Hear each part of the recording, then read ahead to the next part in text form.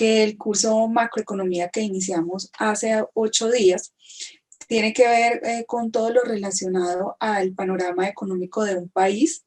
En este caso, podemos relacionarlo a un país, a un continente o a un estado, siempre mirándolo de forma global y teniendo en cuenta la diferencia que hay entre la macroeconomía y la microeconomía.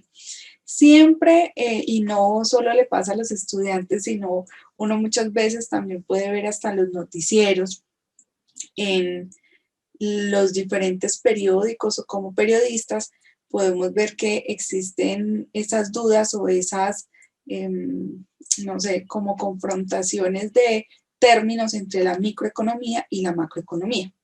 La microeconomía es relacionado a un mercado en específico, es decir, si estamos hablando de un sector o mercado de la construcción, se analiza solo esa parte microeconómica.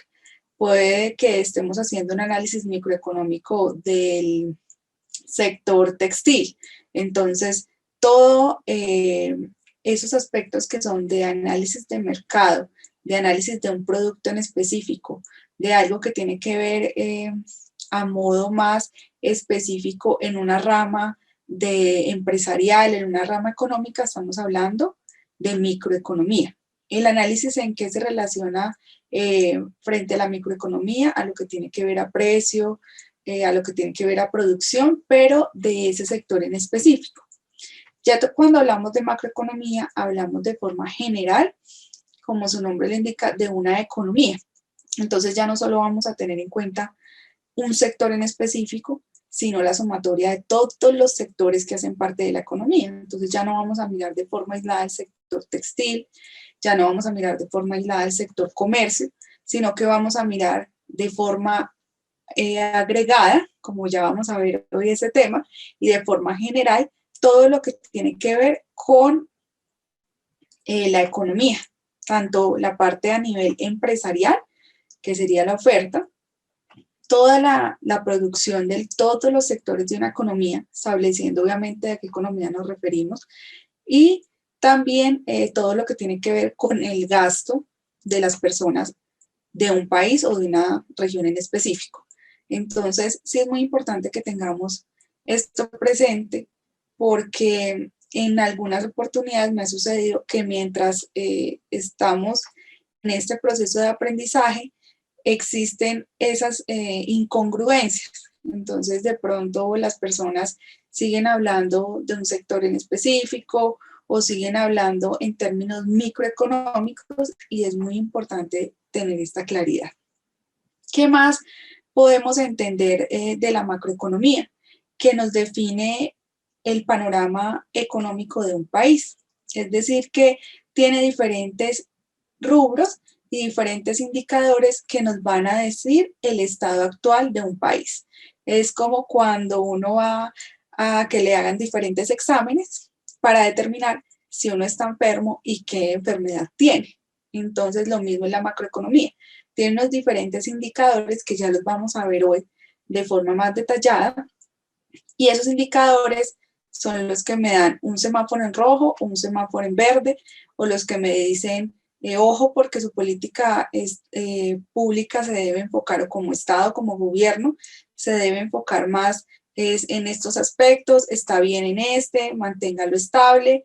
Entonces, la economía, la macroeconomía es ese, llamémoslo así, ese doctor o ese médico que le indica a uno cuáles son las pautas para que se encuentre sana la economía en referencia a las decisiones que se deben tomar en políticas públicas. ¿Cuál otro aspecto es diferencial de la macroeconomía a la microeconomía? Que cuando uno habla de macroeconomía, se hace referencia a todo lo que tiene que ver a las políticas públicas y las decisiones que un gobierno realiza frente a esa economía.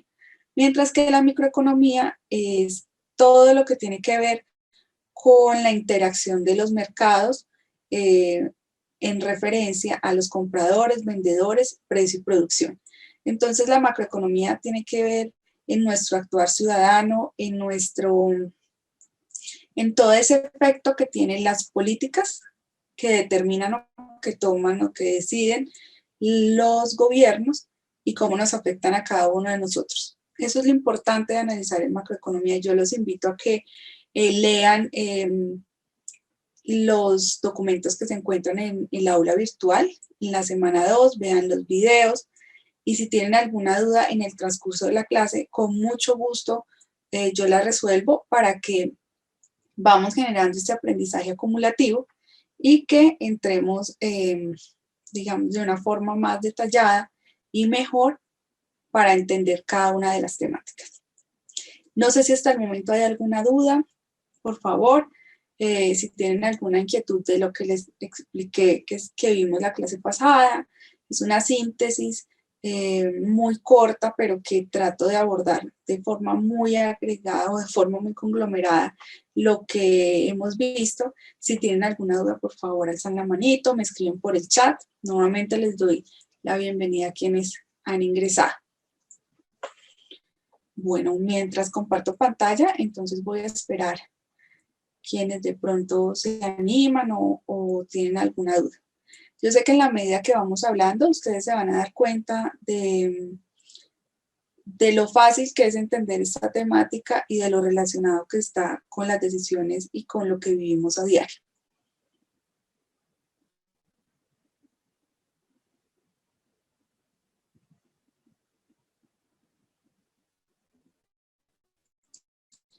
Bueno, Marcela Montes me pregunta que si yo le puedo decir sobre el link de la clase de inteligencia de mercados. No, mira que no tengo a los profes, nos dan el link por nuestras clases solamente.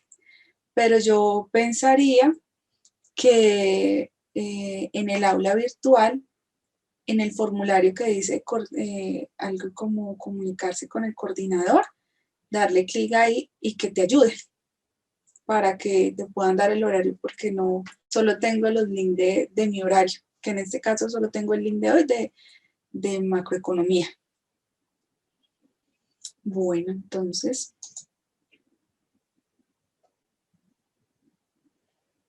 con mucho gusto, Marcela, no te preocupes. Cosas pues, que pasan dentro de la operación.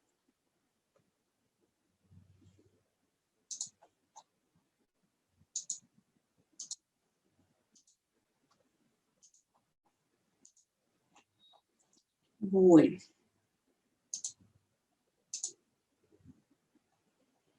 Bueno, entonces vamos a iniciar el día de hoy con la temática de la segunda semana, que es demanda y oferta agregada.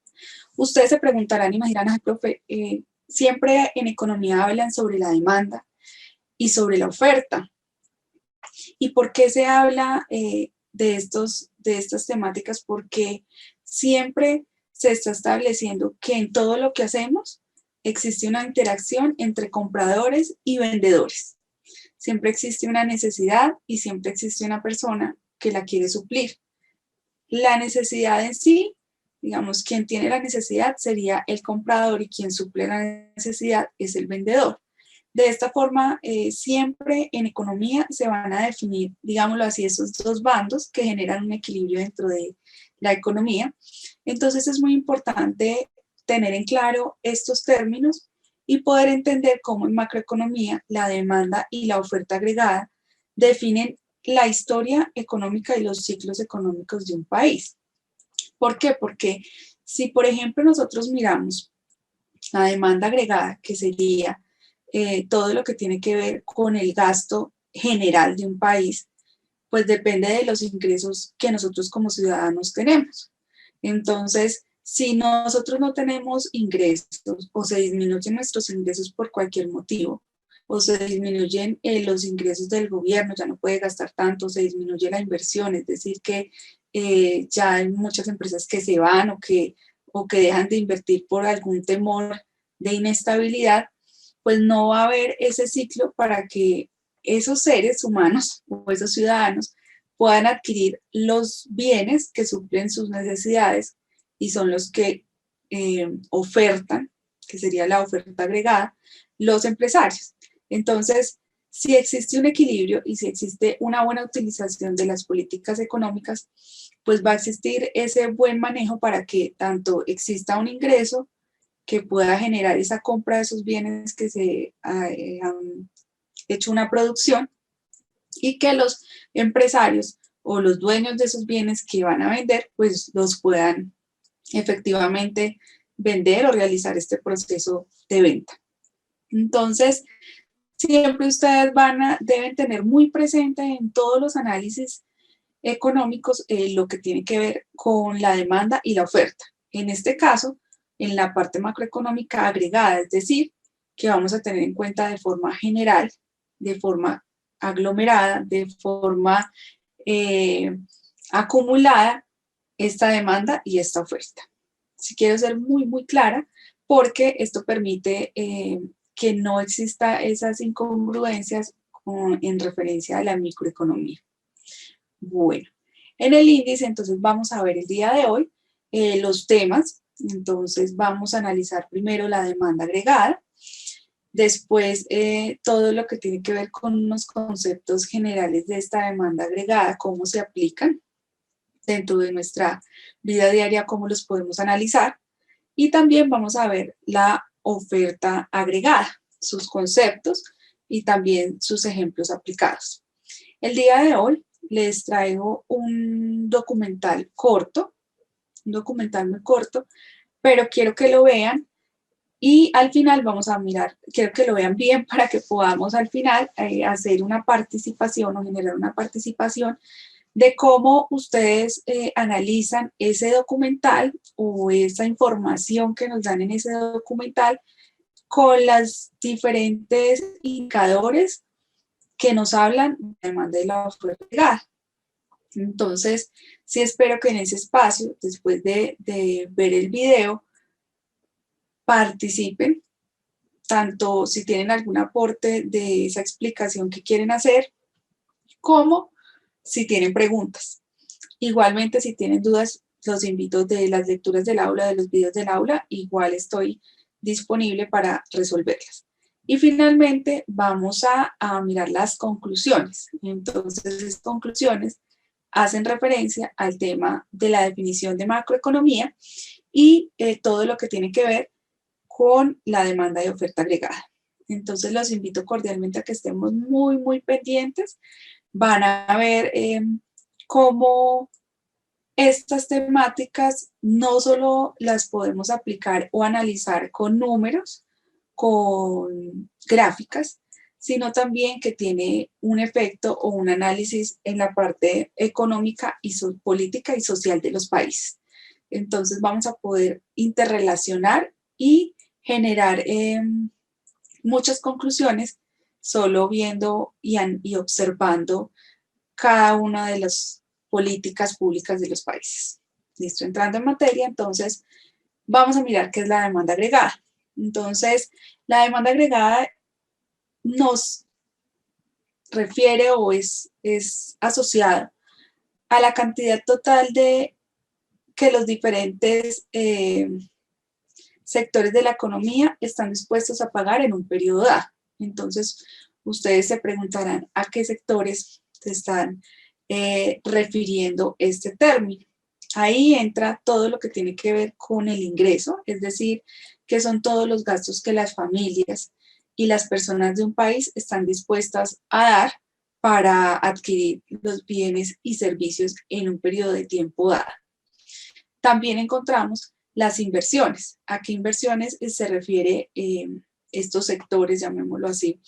Son inversiones de capital, que pueden ser aquellas inversiones de portafolio que las encontramos en las bolsas de valores o en la compra de acciones o de bonos que emite el gobierno nacional.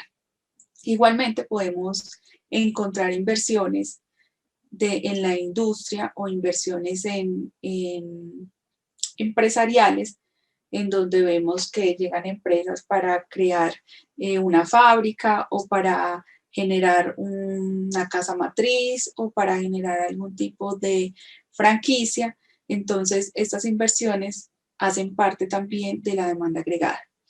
¿Qué podemos encontrar aparte del ingreso de las familias o de las personas que se encuentran en ese territorio? de las inversiones de capital o inversión productiva, encontramos también todo lo que tiene que ver con los gastos del gobierno. ¿Por qué los gastos del gobierno?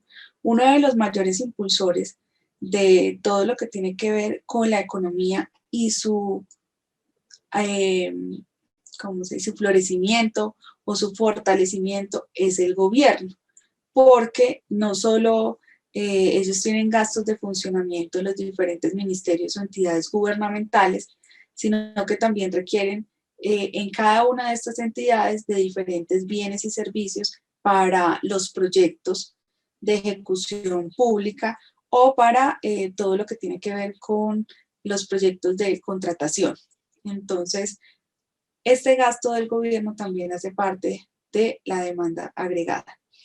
Y incluimos en este aspecto todo lo que es el tema de las exportaciones y de las importaciones, en donde vemos que cada una de esas divisas que ingresan al país o que salen, hacen parte también de esa demanda agregada.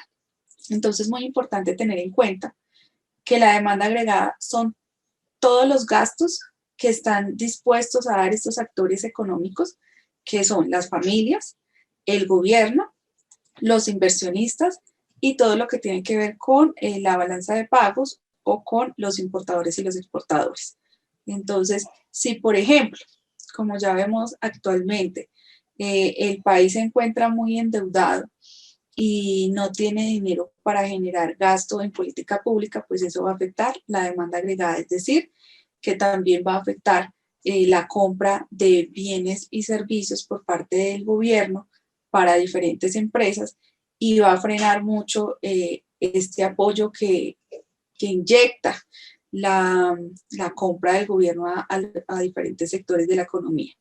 Si, por ejemplo, existe una mala calificación dentro de las calificadores de riesgo de un país frente a sus políticas públicas, frente a su estabilidad jurídica, como lo podemos ver, por ejemplo, en Bogotá, que hay muchos comerciantes o personas que apenas hace poco abrieron su negocio, su empresa, y no han podido por las cuarentenas sectorizadas o por las políticas públicas o las decisiones políticas que toma la alcaldesa, no pueden generar su proyecto, pues ya de pronto muchos se van a quedar quietos o muchos van a cerrar y eso pues genera un impacto dentro de lo que tiene que ver con la oferta agregada y la política pública. ¿Listo? Bueno.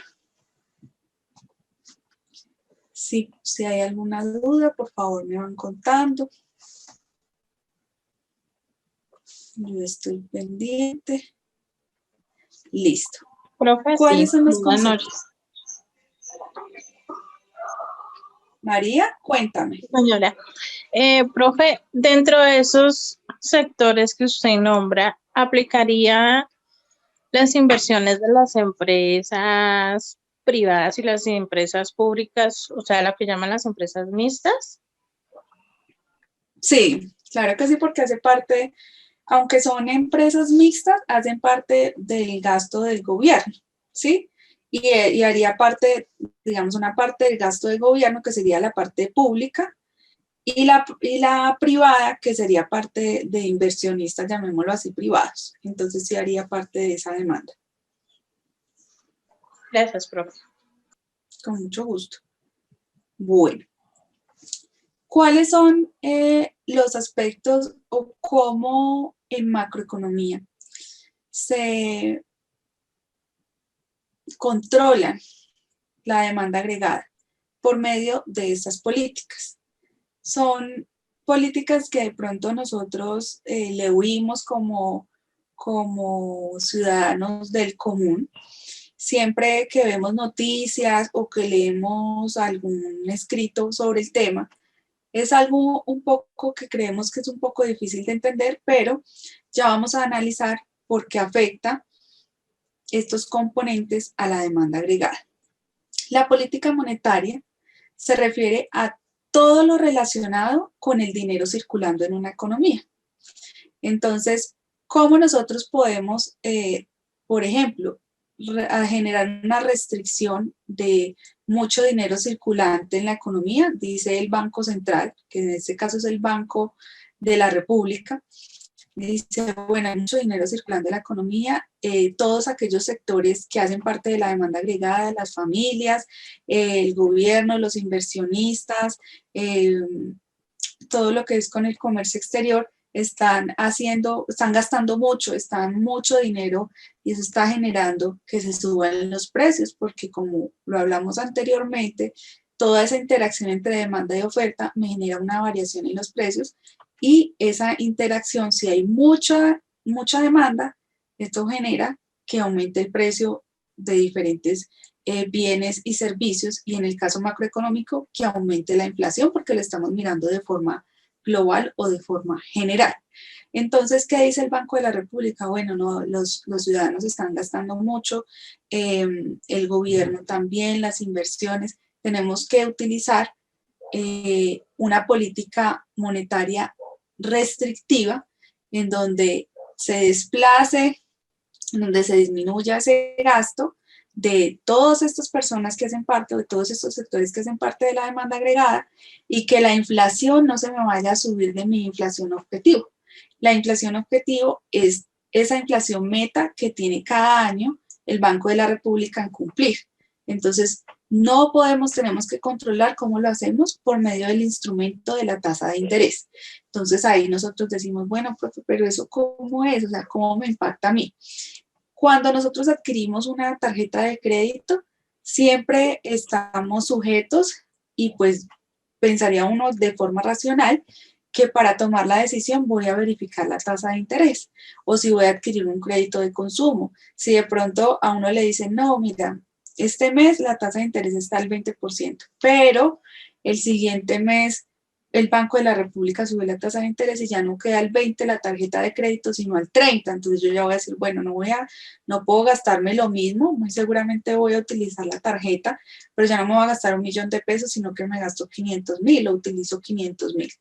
Entonces, de esta forma, y ese es un efecto dominó, un efecto que se llama el efecto multiplicador de las decisiones frente a estos instrumentos, entonces genera un impacto masivo en donde ya las personas van a controlar el consumo o ese gasto porque el acceso a ese servicio que sería el servicio del préstamo del dinero, pues va a ser más costoso. Entonces, de esa forma se genera una política monetaria de restricción. Si fuera contrario, que de pronto la gente como ha estado sucediendo y si ustedes ven las noticias o de pronto leen un poquito más frente a estos aspectos económicos, como ha estado sucediendo, muchas de las personas están muy quietas y de pronto no se está moviendo mucho la economía, obviamente por el tema de las cuarentenas, por el tema de la pandemia. Entonces lo que hacen es, bajemos las tasas de interés. ¿Para qué? Para que la gente se anime a adquirir más créditos, más préstamos y de esta forma gaste más e impulse a que se produzcan más bienes y servicios y que la economía empiece otra vez a fluir. ¿Listo? Entonces, esto es por el lado del dinero circulante en la economía. Todo lo que tiene que ver con la política monetaria y el instrumento más utilizado son las tasas de interés que están reguladas de forma gubernamental por el Banco de la República y que se irriga o que va digamos, como una escalera bajando al sistema financiero, a los bancos y finalmente a nosotros que somos los usuarios de esos servicios financieros. ¿Listo? Bueno, ¿qué otro parámetro o qué otro aspecto tiene que ver con el impacto hacia la demanda agregada? La política fiscal. Entonces, la política fiscal, ¿a qué hace referencia? A todos los gastos del gobierno. Entonces, ahí vamos al otro sector que sería el gobierno y sus gastos. Ya hablamos, digamos, de la población general, que tiene que ir de la población general y también de las empresas, porque obviamente las empresas también adquieren para sus decisiones, sea operativas o financieras, estos servicios financieros. Entonces, hablamos en sí de familias y empresas, se rigen por medio o se manejan los gastos de ellos o se restringen o se aumentan por medio de la política monetaria, y la política fiscal tiene que ver con todos los gastos gubernamentales. Entonces, para generar un aumento de esta política fiscal, entonces lo que se genera es un incremento de los impuestos, que es lo que también está o ha venido sucediendo. Voy a dar una espera para continuar. María Ceballos tiene la manito levantada. Cuéntanos, María. Profe, ¿de qué depende? No te escuché. María. ¿Aló, me oye? Sí, ya te escucho. Bueno, estaba diciendo que de qué depende que el Banco de la República suba o baje las tasas de interés. Listo. Depende de cómo se esté comportando la economía. De forma trimestral sale el análisis del DANE. Ustedes ven al director del DANE hablando mucho en los noticieros y explicando de forma muy técnica, pero también muy documental, cómo se genera el tema de la inflación, y nos cuenta que cuáles son los rubros de esa canasta básica, que nosotros también lo vamos a ver muy detalladamente más adelante. Entonces, estos rubros de la canasta básica o esos bienes y servicios de esa canasta, cuánto aumentaron, cómo es el comportamiento del consumidor, y en cada trimestre él da un dato parcial de ese acumulativo que es la inflación anual. Entonces, en ese trimestre va mostrando el comportamiento, y el Banco de la República analiza cada uno de esos trimestres el comportamiento de los gastos de las familias, ¿sí? Entonces, si ve que, por ejemplo, no sé, la inflación objetivo es del 2%, pero en el primer trimestre del año ya hay una inflación objetiva, hablo de la inflación anual de ese año, que sea del 2%.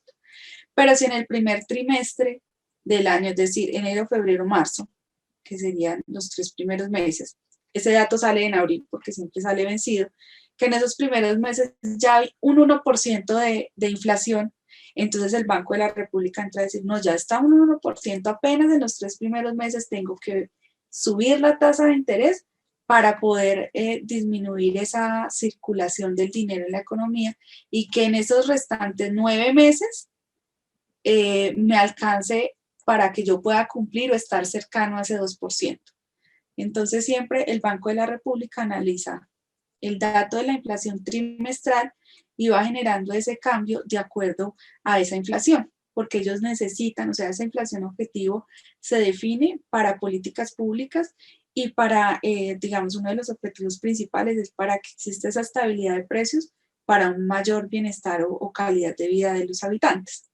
Entonces, respondiendo a tu pregunta, se basan en la inflación, en el dato de la inflación y en los análisis económicos de ese dato, para determinar si no se va a cumplir esa inflación anual, rápidamente sube las tasas de interés. Pero si, por ejemplo, ven que el dato de la inflación está en un 0.3, por ejemplo, en ese primer trimestre, muchas veces vemos que dejan la tasa de interés estable porque ven que está teniendo un comportamiento que va a llevarnos a ese resultado, que sería de una inflación anual del 2%. No sé si resolví tu duda, María. Sí, profe, muchas gracias. Con mucho gusto. Bueno, Edinson Rodríguez. Profe, muy buenas tardes. Y para la clase, siguiendo con lo del Banco de la República, con la explicación que tú das, tengo dos preguntas. La primera es, ¿el Banco de la República es un organismo autónomo dentro del Estado Nacional en Colombia? ¿Lo es? Y la segunda, digamos, en la mayoría de gobiernos de corte republicano, como es el nuestro, ¿ese organismo es autónomo?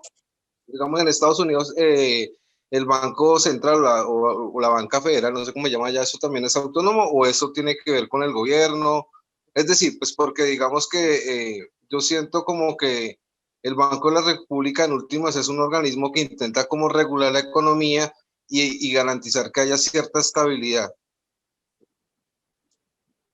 Listo, eso. Bueno, te cuento. Dentro del Banco de la República existe una mesa, una junta directiva, donde está un representante de la presidencia, de la presidencia de Colombia, un representante que sería el ministro de Hacienda y el presidente del Banco de la República junto con otras personas que hacen parte de esta junta. No es un organismo, digámoslo así, autónomo, pero siempre las decisiones se toman en conjunto con el Ministerio de Hacienda, con el ministro y con las políticas públicas que se tengan en ese momento. Sin embargo, obviamente tiene la autonomía, es decir, que si en algún momento en el Banco de la República cada uno de esos votos que realiza esa junta define algo que de pronto no va acorde a una decisión política del presidente o de algo del momento, también ha sucedido, puede suceder, pero normalmente en Colombia las decisiones van muy de la mano. El Banco de la República con las políticas del Ministerio de Hacienda o Ministro de Hacienda que esté encabezando y con las decisiones de lo que tiene que ver con la presidencia de Colombia o del gobierno de turno. Con respecto a lo que me preguntas de la Fed, que es el Banco Central en Estados Unidos, se maneja de forma muy similar, pero ellos sí tienen aspectos políticos o como decisiones políticas que pueden ir en desacuerdo con la presidencia de turno. Entonces sí existe la autonomía tanto en el Banco de la República como en la Fed, pero pues cada uno maneja de forma política diferente pues las decisiones. Arley, cuéntanos. Profe, muy buenas noches compañeros. Una pregunta, entonces, sin salirnos del tema, ¿por qué tanta la diferencia entonces en las tasas de interés de bancos de Estados Unidos a los que se presentan en nuestro país? ¿Por qué entonces tanta la diferencia en las tasas de interés? Porque la economía de allá es muy diferente a la nuestra. O sea, las tasas de interés se manejan de forma totalmente, digámoslo así, la conducta o la forma en la que el Banco de la República tiene sus tasas de interés, su economía, solo por la moneda del país, genera que esto sea diferente. Es el cambio total. No sé si respondía la pregunta de Edison. Pues sí, profe, pero sino que uno por lógica pensaría que si uno busca que la economía se dinamice y demás, pues tendería a bajar las tasas de interés, pero pues así como también usted lo decía, profe, eso es prácticamente un controlador de las metas de inflación que tiene cada país.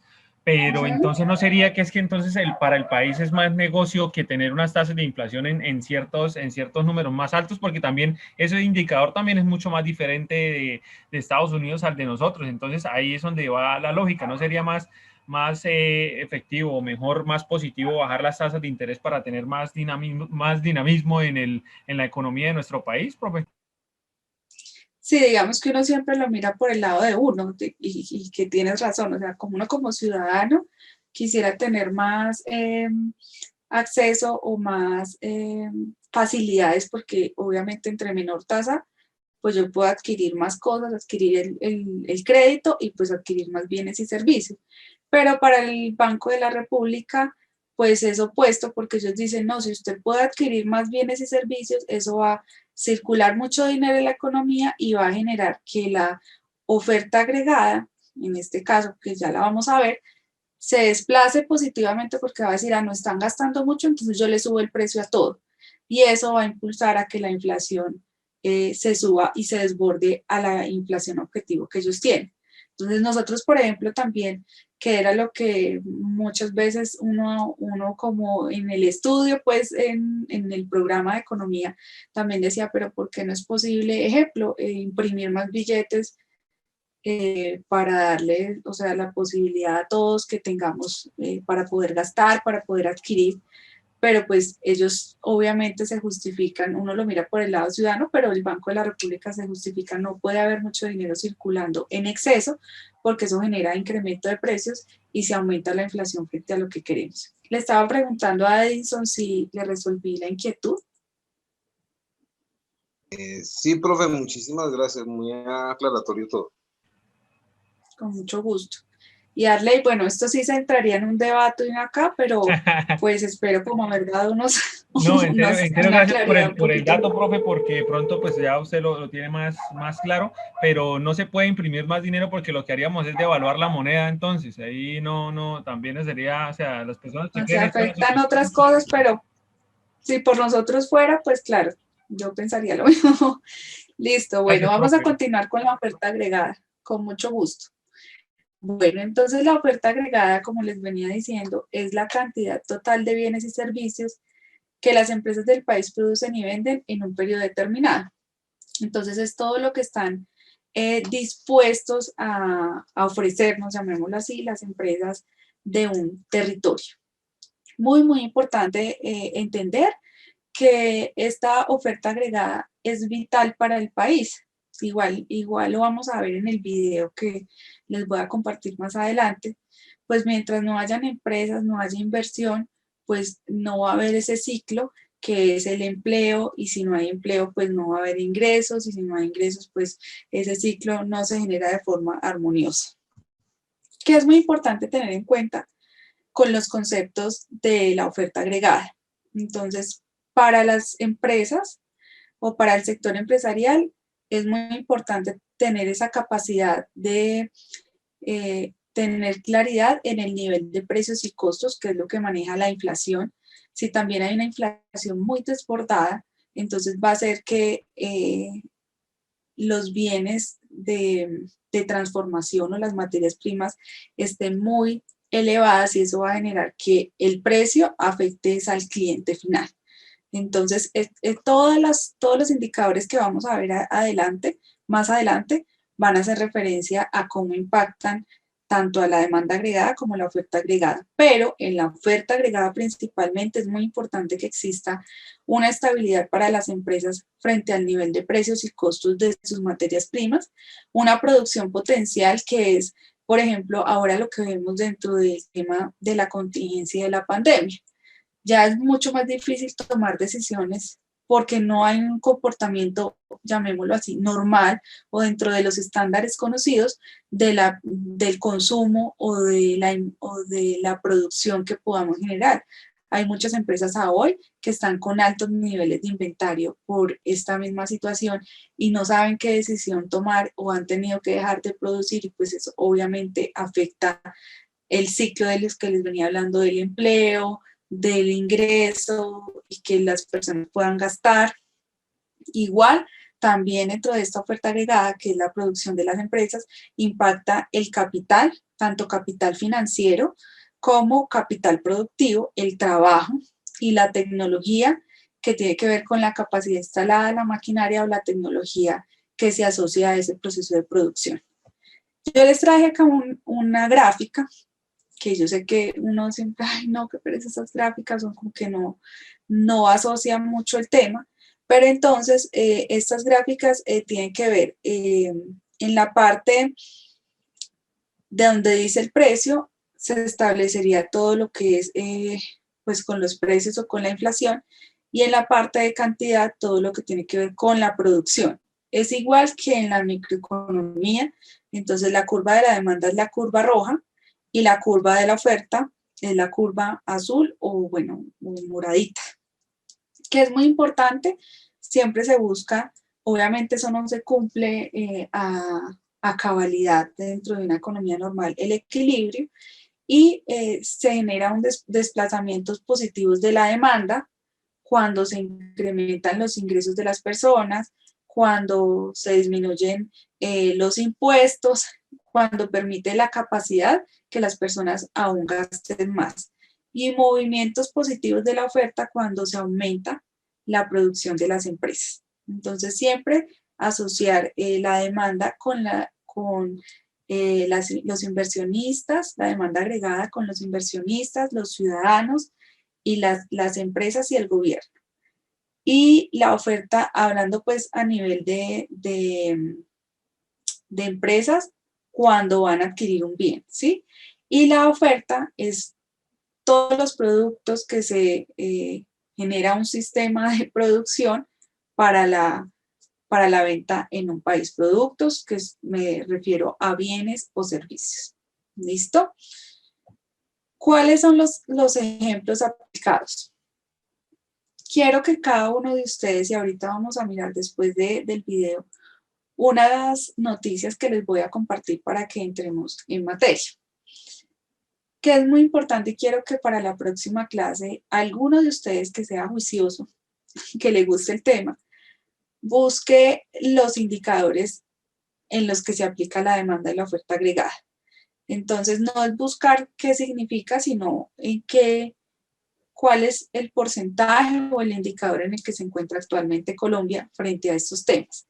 Entonces, la oferta y la demanda agregada, como les dije desde el principio, definen la prosperidad o la historia económica de un país por medio de estos 4 rubros, que es la producción, el empleo y desempleo, los precios, inflación y el comercio exterior. Esa interrelación entre la demanda y oferta agregada genera el análisis de estos aspectos, y esos aspectos se analizan por medio de unos indicadores, que son los que ya les voy a contar. Entonces, la producción se define a través del Producto Interno Bruto, que es llamado comúnmente conocido como el PIB, que es todos los gastos e ingresos de un país en un periodo de tiempo. Esos gastos e ingresos se refiere a la demanda y la oferta agregada, que es la producción de bienes y servicios o los gastos para adquirir esos bienes y servicios. Hay diferentes formas de ver el PIB, eso también lo vamos a ver más adelante en el curso, pero es muy importante tener en cuenta que los niveles de producción en un país se miden por medio del Producto Interno Bruto. El empleo y desempleo, que tiene una relación completa con la producción, se mide a través de la tasa de desempleo, que también nosotros lo podemos ver en los noticieros, casi es de forma, hay veces que lo manejan de forma mensual o lo emiten de forma mensual o trimestral, y nos permite ver cómo está la economía frente al mercado laboral. ¿Qué es lo que definen ellos? Pues la tasa de desempleo, la tasa de ocupación, la tasa de desocupación, la población económicamente activa, la población económicamente inactiva, y vamos a también ver este aspecto más adelante de forma detallada. ¿Qué otro indicador nos define esa interacción entre la demanda y la oferta agregada? Son los precios y la inflación, que se los he dicho mucho en el transcurso de esta clase, porque es esa política que establece el Fondo Monetario Internacional para cada uno de los países. Y ahí complemento una de las preguntas que me hacía Arley, que por qué es tan diferente Estados Unidos a Colombia frente a lo que es las tasas de interés, la inflación o la política monetaria. Porque el Fondo Monetario Internacional o el Banco Mundial es el que le presta los recursos, es el banco de los gobiernos. Entonces, le dice, bueno, señor Colombia, yo a usted le voy a prestar esos millones de dólares que me pidió para comprar las vacunas en contra, pues, o para vacunar del coronavirus, pero entonces usted me tiene que cumplir con estos requisitos. Entonces, tiene que mantener la inflación controlada entre el 3 y 4%. Tiene que aumentar la confianza inversionista, es decir, que tiene que tener una estabilidad jurídica de esta manera, la seguridad tiene que mejorar, tiene que hacer, bueno, X y X y X, pero siempre ellos establecen unos requisitos que debe cumplir en sus políticas públicas el gobierno, y en este caso siempre asocian a la inflación. Entonces, cada país es diferente. Entonces, las calificadoras de riesgos califican, como su nombre lo dice, cuál es el nivel de confianza que tiene un país para invertir. Entonces, Estados Unidos tiene una calificación mucho más alta que Colombia, y muy seguramente el Fondo Monetario Internacional le va a prestar a Estados Unidos con menos requisitos de controlar inflación, de controlar o de aumentar la inversión, porque tiene mayor calificación. Colombia tiene una calificación más baja, le piden más requisitos. Es lo mismo como cuando uno va a adquirir un crédito. Si uno tiene mucho dinero en un banco, entonces mejor dicho, le llueven las propuestas. No, venga, le presto, tranquilo, usted tiene la cuenta en nuestro banco, no se preocupe, solo es que firme este documento y ya le prestamos todo. Pero si uno de pronto no tiene mucho dinero y ellos hacen todo el análisis de crédito y todo, y dicen, bueno, sí, señora María José, le vamos a prestar, pero usted tiene que poner un codeudor o dos codeudores. Y los codeudores tienen que tener estos y estos, y es exactamente lo mismo, ¿sí? Por eso también pues, se diferencia las políticas o los temas de inflación o de tasas de interés de un país a otro. En referencia a lo que les venía diciendo, entonces los precios y la inflación son lo que más se utiliza dentro de la macroeconomía, porque ese es el conejillo de batalla o el caballo de batalla que siempre debe estar controlado y se calcula a través de el IPC. Entonces yo sí quiero que tengan muy presente y no se me vayan a confundir. Por medio del IPC se calcula la inflación y eso también lo vamos a ver en las próximas clases. Pero no es lo mismo el IPC que la inflación. O sea, yo calculo la inflación con el IPC y ese cálculo me da ese porcentaje de la inflación, porque el IPC es un número real, ¿sí? Y la inflación es un número porcentual, ¿listo? Y el comercio exterior, que tiene que ver con todas esas políticas arancelarias, de balanza de pagos, es decir, que tiene que ver con las importaciones y las exportaciones desde y hacia Colombia. ¿Qué instrumento manejan? La tasa representativa del mercado, que es los pesos que yo tengo que dar por cada dólar, que es pues la divisa comúnmente conocida. Bueno, en la semana 2 les voy a dejar la presentación. Ustedes van a encontrar dos links, que es uno que es un poco más social, no tan económico, un video más social, pero también de Venezuela. Y el segundo es el link del video que vimos anteriormente para quien quiera verlo completo. En la grabación por derechos de autor, pues no puedo grabar el video, pero quien quiera, pues puede acceder por medio de la presentación. ¿Listo? Bueno, ¿cuáles son las conclusiones? La macroeconomía es el estudio del comportamiento de la economía en su conjunto y analiza el crecimiento a largo plazo. Entonces, como ya lo vimos, es muy diferente mirar la microeconomía, que es de un sector, de un área o de un agente en específico, y la macroeconomía, que nos habla de la economía en su conjunto, de un territorio, y permite ver los ciclos económicos dentro de ese comportamiento. También la macroeconomía analiza lo que tiene que ver con la producción total, que es analizado por medio del PIB, el desempleo, que es por la tasa de desempleo, la inflación, que se calcula por medio del IPC, el comercio y las finanzas internacionales, que utiliza el instrumento de la tasa representativa del mercado.